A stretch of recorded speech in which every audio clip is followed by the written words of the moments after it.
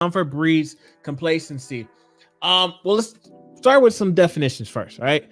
Definition of comfort: a feeling of relief or encouragement. Okay, and this is what Merriam and Webster and them said. Okay, but a feeling of relief or encouragement. That's your comfort level, right? And then complacency is self-satisfaction, especially when accompanied by unawareness of actual dangers or deficiencies. So we're going to see how these two link together. When we have our level of comfort and we have that complacency. Comfort, let's think about your favorite pair of shoes maybe, and you rock those shoes all the time. Like out here, I live in Idaho, it's very simple to see folks out here in Uggs. That seems to be a thing.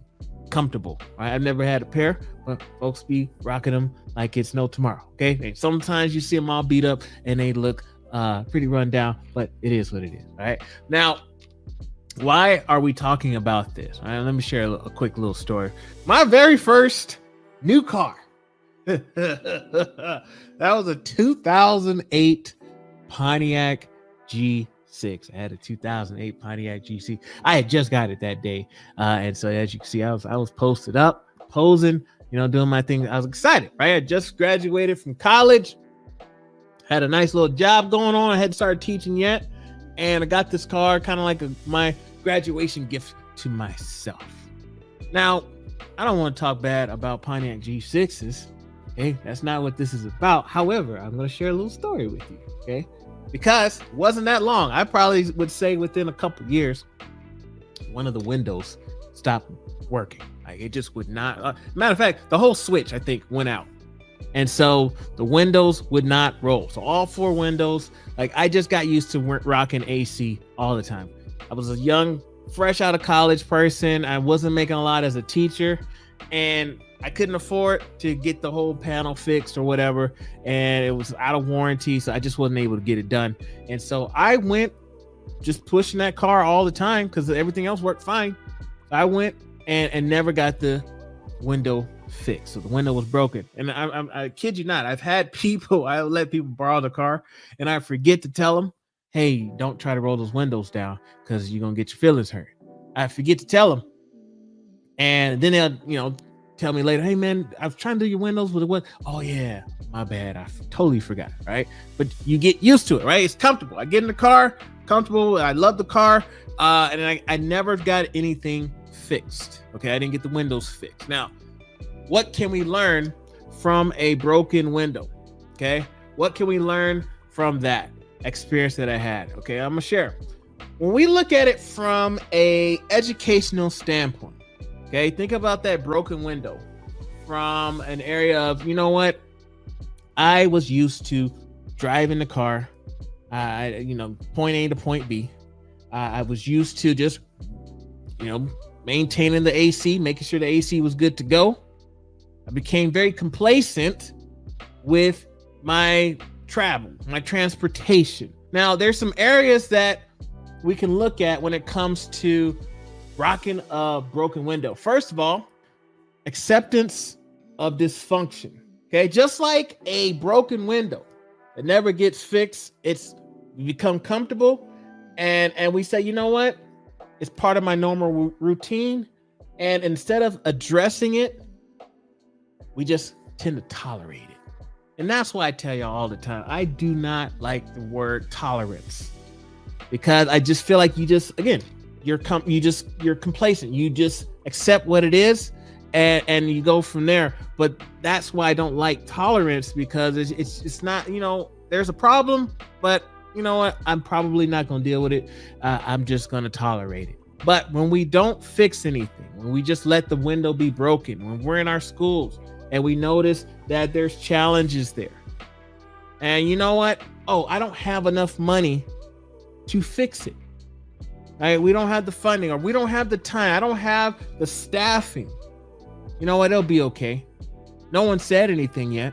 No one's complained. We're okay.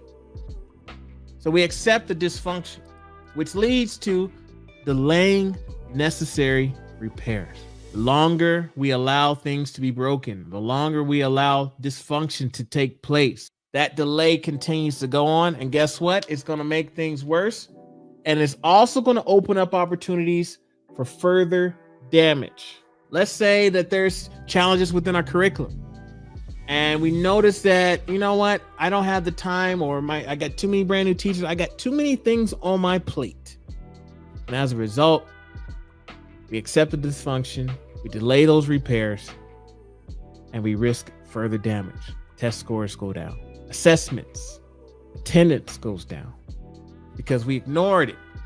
Right? I always say, don't wait until it's too late. Be proactive in our approach.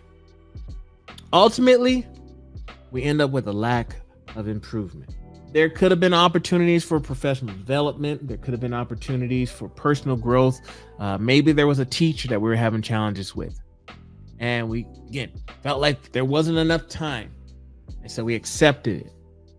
And as a result, that teacher doesn't succeed or doesn't do a good job, which means our students are impacted. So the next question that I have is, your comfort and complacency getting in the way of your students reaching their full potential or discovering new opportunities?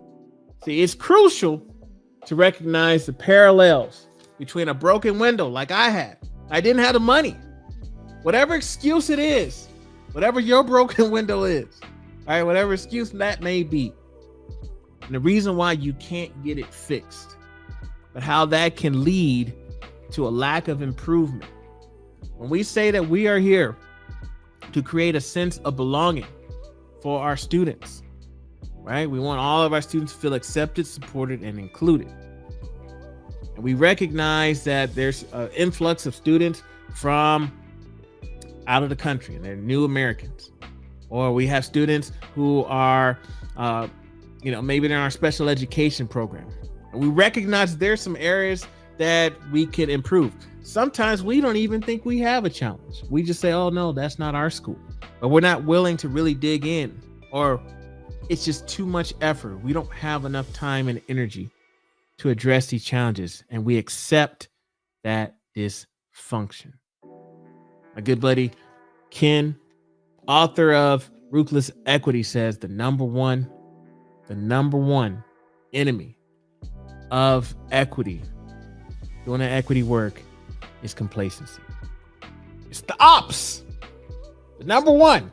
That's right. I said it. The ops is complacency, right? Get comfortable. You know what? I don't want to mess up. I don't want to do the wrong thing. I don't want to go against the grain. As a result, we get complacent because of our comfort level.